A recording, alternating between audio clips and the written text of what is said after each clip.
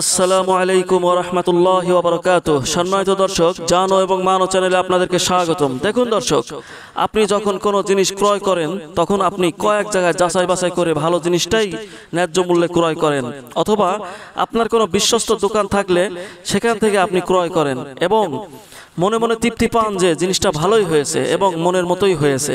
এক্ষেত্রে দোকানদার আপনার বিশ্বাস অর্জন করতে সক্ষম হয়েছে।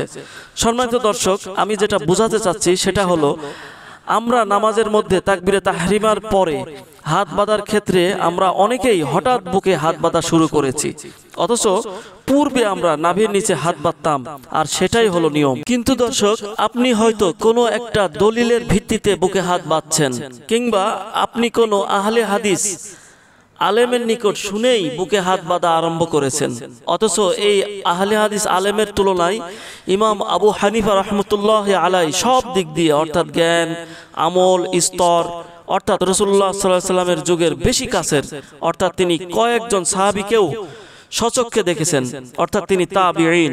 সুতরাং দর্শক, এই তাবিঈন আলেম ইমাম আবু হানিফা রাহমাতুল্লাহি আলাইহির হাজার হাজার লক্ষ কোটি অনুসারী রয়েছেন এবং তিনি যুগশ্রেষ্ঠ জ্ঞানীও ছিলেন এবং তাকওয়া খোদাভীরুতার দিক দিয়েও তিনি অনেক অনেক এগিয়ে ছিলেন। অথচ আপনি আমলের ক্ষেত্রে তার ফলোয়ার না হয়ে আপনি একজন সাধারণ আহলে হাদিস আলেমের ফলোয়ার হচ্ছেন, অথচ আপনি দেখলেন না তার জ্ঞানের গভীরতা কতটুকু, খোদাভীরুতা কতটুকু।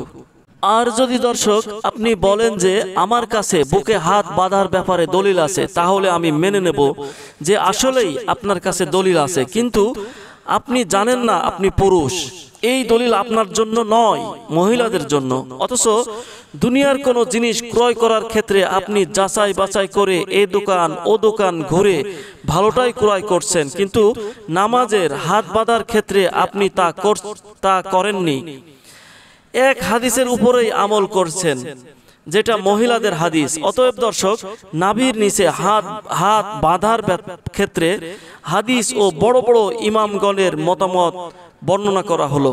হযরত আলী রাদিয়াল্লাহু তাআলা আনহু বলেন, মিনাস সুন্নতি ওয়াজউল কাফফি আলাল কাফফি ফিস সালাতি তাহতা সুররা। এখানে সুররা অর্থ নাভি, তাহতা সুররা অর্থ নাভির নিচে। নবী করিম সাল্লাল্লাহু আলাইহি ওয়াসাল্লামের সুন্নত হলো নামাজে এক হাত অন্য হাতের উপর নাভির নিচে রাখা। মুসনাদ আহমদ।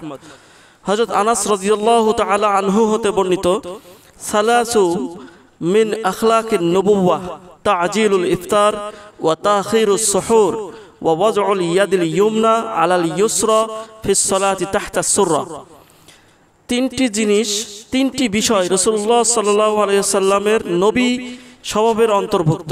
সময় হওয়ার পর ইফতারে বিলম্ব না করা, সাহরি শেষ সময়ে খাওয়া এবং নামাজে ডান হাত বাম হাতের উপর নাভির নিচে রাখা। উপরের হাদিসগুলোতে যে নিয়ম উল্লিখিত হয়েছে তা যুক্তিসঙ্গতও বটে, কেননা সম্মান ও তাজিম প্রকাশের ক্ষেত্রে মানুষ নাভির নিচে হাত বেঁধে দণ্ডায়মান হয়। ইমামগণের সিদ্ধান্ত, ইমাম আবু হানিফা রাহমাতুল্লাহি আলাইহি, সুফিয়ান সাউরি রাহমাতুল্লাহি আলাইহি, ইসহাক ইবনে রাহওয়াহ রাহমাতুল্লাহি আলাইহি, আবু ইসহাক মারওয়াজি রাহমাতুল্লাহি আলাইহি প্রমুখ ইমামগণ নাভির নিচে হাত বাঁধার সিদ্ধান্ত দিয়েছেন। ইমাম আহমদ ইবনে হাম্বলের প্রসিদ্ধ মতও তাই, এবং ইমাম শাফিঈ রাহমাতুল্লাহি আলাইহি থেকেও অনুরূপ মত বর্ণিত আছে। সুতরাং দর্শক, এই সমস্ত মাসআলা আযহারুম মিনাশ শামসের মতো, অর্থাৎ দিনের বেলায় সূর্য উঠেছে কিনা এ ব্যাপারে কোনো দলিলের প্রয়োজন হয় না। তেমনিভাবে হাত কোথায় বাঁধবো এটা রাসূলুল্লাহ সাল্লাল্লাহু আলাইহি ওয়াসাল্লামের যুগ থেকেই আজ পর্যন্ত স্পষ্ট। আশা করি সবাই বিষয়টা বুঝতে পেরেছেন। আল্লাহ তাআলা আমাদেরকে সঠিকটা বুঝে আমল করার তৌফিক দান করুন। আমিন।